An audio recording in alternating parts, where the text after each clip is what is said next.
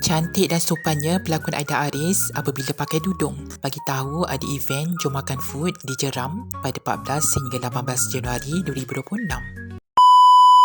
Nampak kakak kita dah sampai. Rupanya rumah, berapa minit kakak?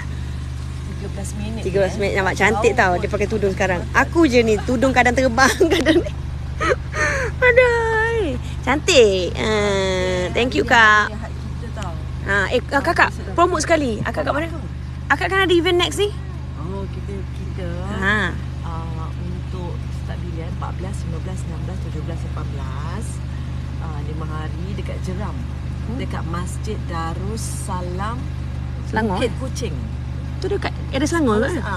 Selangor. Jeram Selangor lah. So kita start pada 14 ni sampai 18. Apa nama event? Jom Makan Food Fest. Oh, dengan Kak Su jadi korang boleh datang tahu. Event tu memang ramai orang. Okay, Kak Aida bawa apa? Bawa akak punya donat nak.